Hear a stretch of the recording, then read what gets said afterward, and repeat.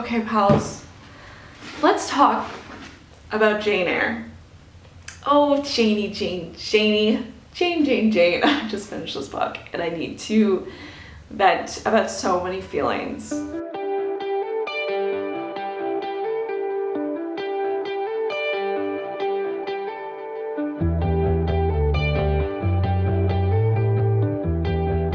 about halfway through this book that apparently is me, and I'm making popcorn. In case you hear all the popping, which I'm sure you can. I'm mortified if people think I'm like Jane. I'm getting to the part, because I'm getting to the part that she finds out about what's in the attic, and I'm worried about what is in the attic. And from day one, I've thought that Mr. Rochester, I've been a skeptic of him since day one. I think it's scary that Jane is in love with the first man that has treated her somewhat normally. And I don't think he's normal. And I think he's a power dynamic that is strikingly bizarre. And he feels this need for her when they don't really know each other. And she, in my opinion, is clinging to the first thing that has made her feel normal and accepted. And he's taking advantage of that, and it's really disturbing. And this book is just honestly pretty much so far kind of disturbing. And it more so gets even worse when I find out what was in the attic. I was shocked. Shooketh. Could not predict it. And it made me hate him even more. Classics, the era was different. The time was different. It was a different time. I get it, but I don't get it. I don't get that I am being compared to her.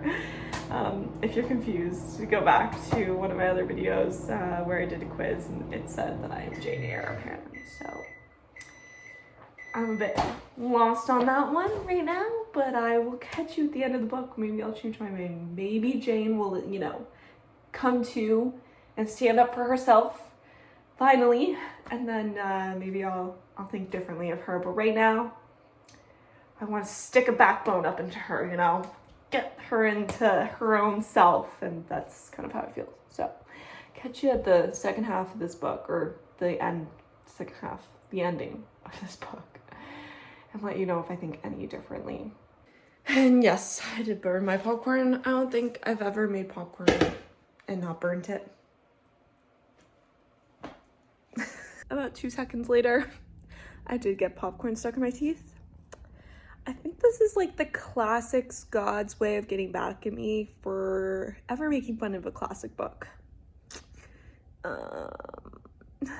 Great. Okay, so first off, I read this book because I did a quiz a while back from Penguin. If you want to watch that video, scroll back on my videos. It was a lot of fun because I wanted to discover which character I was most like from Penguin House stories from books, and they deemed me to be the most similar to Jane Eyre. And I was at first very excited. I was like, whoa, this sounds fun. I've heard a lot about Jane Eyre. Maybe this will be a good thing. She seems pretty strong, independent woman from what I've heard. So I was excited. And then I started reading this book and I was offended. And then I was motivated to continue reading this book because I was like, am I actually like her? Because I don't know how I feel now. And I think those emotions were carried through the entire book. I still don't really know how I feel, and we'll kind of get into that a bit here. So, with Jane Eyre, let's see. She had, a very terrible kind of upbringing originally, and I felt for her when I was hearing about her story with this family that she was basically an orphan to, and how the father of that family was really nice to her, and when he died, he essentially told his wife that you have to continue taking care of her, and the wife was terrible to her. She stuck her in an attic, didn't feed her much, was really rude to her. The children were also really rude to her and would like abuse her essentially, and the mother would just like say, well, it's your own fault. So I felt so bad for Jane, and I really wanted her to get help. She eventually got sent to private school from the mother, mostly because the mother just wanted to get rid of her. So she's like, let's send her to a private school so she can get out of my house. I was at first pretty excited because Jane wanted some more education. She wanted to kind of learn, and this was like an opportunity for her, even though she was getting sent there for kind of the wrong reasons. But then, you know, this place was like not also very nice to her, but she like stuck around. She ended up becoming a teacher there, which was interesting, and she learned a lot from that and gained the opportunity to then go to a different household to be a teacher and work for this household to teach the younger girl how to speak English and also a couple other things, like different languages and things like that. And then she was like, okay, like there's people here at this house that are really nice, and I'm starting to really like see my own freedom. But she still was kind of like, I guess, in this bubble. The entire beginning of this book, I was like, Jane is in such a bubble, and I understand why she is, because she was like trapped in the attic for like half her life at the beginning. And when she went to the private school, obviously she was trapped in the private school. But then when she finally gets like this sense of freedom, working in a different job, like working in a different environment, she was still like containing herself in this bubble. Like she never really like did other things outside the house, at least what they spoke about in the story. And I was like, Jane, my girl, like you need life experiences to really gain yourself, like gain your backbone here. Come on. You know, so as soon as Mr. Rochester came along and gave her, and he essentially is the house owner of that estate that she's now working for, and like owns this girl who she's teaching, and owns like these housekeepers, and he's kind of at the house but not really because of his family situation, so he's kind of like all over the place. But he falls in love with Jane Eyre and decides to like leave his current fiance, or like could be fiance, for Jane, and they become fiancés. And the entire time I was so frustrated. I was like, Jane, like the first guy that has swooned for you and you're gonna just dive right in? Like, come on now, gain some backbone. Am I really getting compared to this character who's like the first person in her life that's nice to her? She's just like, yes, take me, even though he's not that great. I was like, come on now, you know, come on now. And then the attic scene happens, and yes, this is gonna be a spoiler, so if you want to skip, just skip. I get it, but I need to talk about this, I need to vent about this. Then the attic scene happens, so she goes up to the attic, and he's like, oh yeah, so I do currently have a wife, and she's a bit crazy, or like has a mental illness, and so I keep her up here, you know, to keep her safe, but like I regret ever being a part of her life or being married to her, and this is just the situation I'm in. And I'm like, whoa.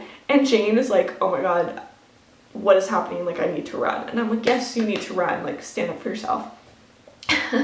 So she does run. She kind of is like, no, I can no longer marry you, this is weird, you already are married, this doesn't make sense. So she leaves.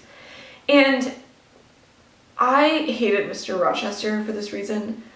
But then, okay, so I was walking with my friend, and she was kind of enlightening me as I was chatting to her about this, and was like chatting about how I hated being compared to Jane Eyre because Jane didn't have a backbone at all at this point. I was like, this girl is swooning over the first guy that's nice to her in her life, the first person who's nice to her in her life, and I just couldn't care for it. And my friend was like, okay, listen, like, back then, they didn't have insane items. I always don't know how to say that word, but basically people who have severe mental illnesses go into the like housing residents that will take care of them and really help them. They didn't have that back then. So for Mr. Rochester to keep this girl safe in his own house was actually kind of caring and helpful to her, and like it was unfortunate for him to have to deal with this situation. And actually you should feel sorry for Mr. Rochester because he really was caring, really wanted to love her, but because of her severe mental illness and him being at risk for getting hurt by her and other people around him getting hurt by her, like it is really caring for him to actually like be taking care of her versus like throwing her on the street. And for him to also like still want to be finding love, like everyone deserves love. So like, yes, he has a very shitty situation that he's stuck in and he wants to still find love, and he finds Jane and he finds love in her. And so for Jane to kind of leave him and for him to not get the opportunity just because of his first situation that he was in, a lot of people actually feel bad for Mr. Rochester. And when I looked at it from that point of view, I understood. I was like, okay, I get why, in this sense, in that time, the romance here can be completely taken differently. Like, if I'm looking at this romance in 2023, I would be disgusted. But when I put myself in the scenario of closer to when this was written, or at least like understand at that time point why this was like romance, and you know, romance back then was less smutty than romance now, and I'm like, okay, I now kind of more so understand the dynamic and the character development here that is completely different but the same as our current romance is, in the sense that like the development of characters then was a lot less like physically driven than it is now. And so the romance of this book is a lot about like how Mr. Rochester really cared for Jane, how he's a really caring man, how he cared for people in his life even though he was not granted like the best scenario for his love situation, if that makes sense. So I started to understand after my friend kind of explained this to me.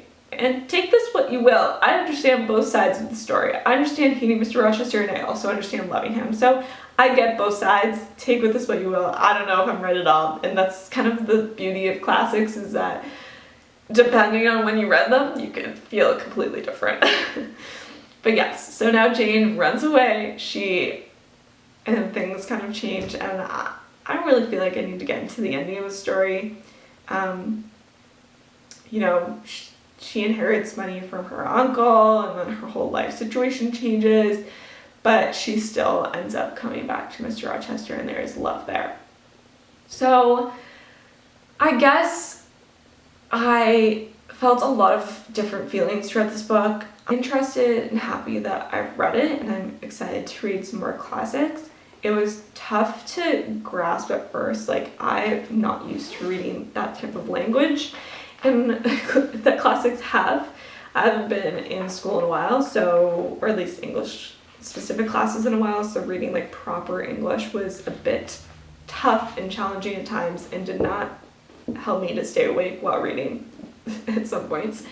But I also feel like it helped my vocabulary expand, and I got more into it the more I read it, and it was really interesting.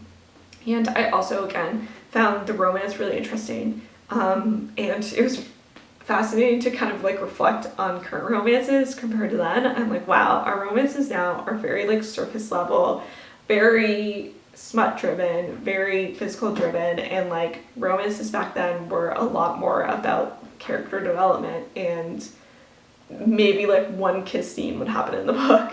And so it was really fascinating to me to really like reflect on that and think about how much our books have changed since this book came out. Yeah, that's my thoughts on Jane Eyre. I gave it a 3 stars. I enjoyed it. I think I didn't love Jane as a character, which made it hard for me to care for what happened with her, because I just wish she had a bit more backbone. I wish that she kind of expressed her feelings a bit more as a character, which would have helped me kind of more relate to her, or at least feel for her and understand her emotions a little bit more, about like why she liked Mr. Rochester, why she hated that one, like her cousin, and just understand those portions a bit more. But yes, that was the first classic, and let's